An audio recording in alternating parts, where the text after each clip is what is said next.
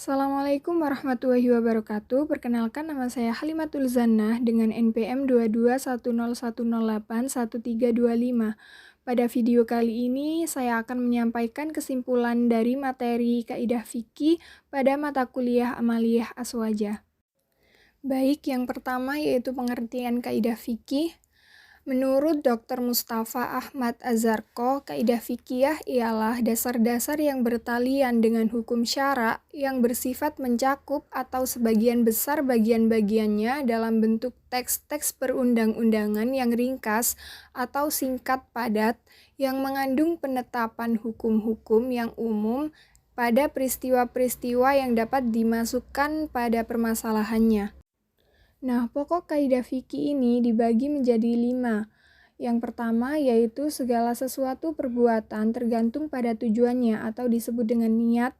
Nah, dasar kaidahnya terdapat pada salah satu sabda Nabi Shallallahu Alaihi Wasallam yang artinya sesungguhnya segala amal tergantung pada niat dan sesungguhnya bagi seseorang itu hanyalah apa yang ia niati.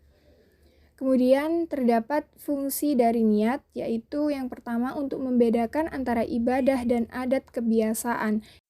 Yang kedua yaitu untuk membedakan kualitas perbuatan, baik kebaikan ataupun kejahatan.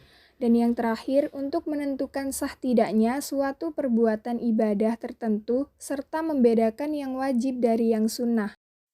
Pokok kaidah fikih yang kedua yaitu suatu keyakinan tidak dapat dihapuskan oleh keraguan. Nah, dasar kaidahnya ini terdapat pada Quran Surah Yunus ayat 36 yang berbunyi Bismillahirrahmanirrahim wa ma yattabi'u aktsaruhum illa dhanna innadh-dhanna la yughni minal haqqi syai'a innallaha alimun bima yaf'alun, yang artinya dan kebanyakan mereka tidak mengikuti kecuali prasangka atau dugaan saja. Sesungguhnya prasangka atau dugaan tidak sedikit pun berguna menyangkut kebenaran. Sesungguhnya Allah Maha mengetahui apa yang mereka kerjakan. Dasar kaidah yang selanjutnya ini terdapat pada hadis, yang artinya apabila seseorang di antara kalian merasakan sesuatu dalam perutnya, kemudian dia ragu apakah sesuatu itu telah keluar dari perutnya atau belum, maka orang tersebut tidak boleh keluar dari masjid sampai dia mendengar suara atau kentut atau mencium baunya. Hadis riwayat Muslim dari Abu Hurairah. Nah, hadis yang kedua artinya yaitu tinggalkanlah apa yang meragukanmu, berpindahlah kepada yang tidak meragukanmu. Hadis riwayat Al-Nasai dan Al-Turmuzi dari Hasan bin Ali. Nah, dari dalil dan hadis tersebut, maka dapat kita simpulkan bahwa suatu perkara yang diyakini telah terjadi tidak bisa dihilangkan kecuali dengan dalil yang pasti dan meyakinkan. Dengan kata lain, tidak bisa dihilangkan hanya dengan sebuah keraguan.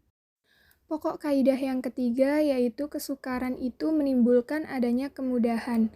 Nah, dalil kaidah ini terdapat pada Quran Surah Al-Baqarah ayat 185 yang berbunyi Yuridullahu bikumul yusra wala yuridu bikumul usra, yang artinya Allah menghendaki kemudahan bagi kalian dan Dia tidak menghendaki kesulitan bagi kalian. Kaidah selanjutnya terdapat pada salah satu sabda Nabi Shallallahu Alaihi Wasallam yang artinya agama itu memudahkan, agama yang disenangi Allah adalah agama yang benar dan mudah. Hadis riwayat Bukhari dari Abu Hurairah. Maka yang dimaksud dari dalil dan hadis tersebut, jika kita mengalami sebuah kesulitan, maka Allah akan menghendaki kemudahan. Contohnya yaitu jika seseorang yang sedang dalam keadaan sakit dan tidak mampu melaksanakan sholat dengan berdiri, maka boleh sholat dengan duduk. Jika tidak mampu dengan duduk, maka sholat dengan berbaring, dan cukup berisyarat ketika ruku dan sujud. Pokok kaidah fikih yang keempat yaitu kemudorotan itu harus dihilangkan. Nah, dalil kaidahnya terdapat pada Quran Surah Al-A'raf ayat 56 yang berbunyi wala tufsidu fil ard, yang artinya dan jangan kamu sekalian membuat kerusakan di bumi. Dan Kaidah lainnya terdapat pada sabda Nabi SAW yang artinya tidak boleh membuat kerusakan pada diri sendiri serta membuat kerusakan pada orang lain.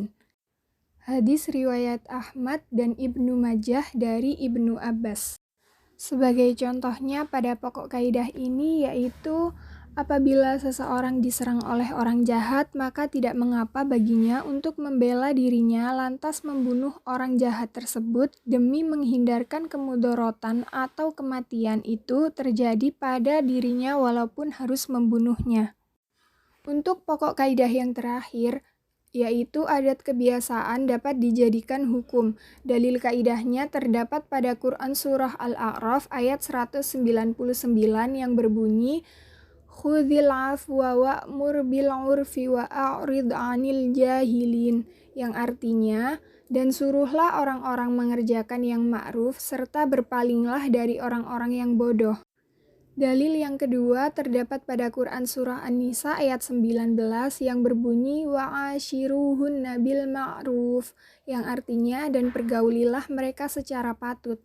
Dan yang terakhir terdapat pada hadis yang artinya apa yang dipandang baik oleh orang-orang Islam maka baik pula di sisi Allah, dan apa saja yang dipandang buruk oleh orang Islam maka menurut Allah pun digolongkan sebagai perkara yang buruk.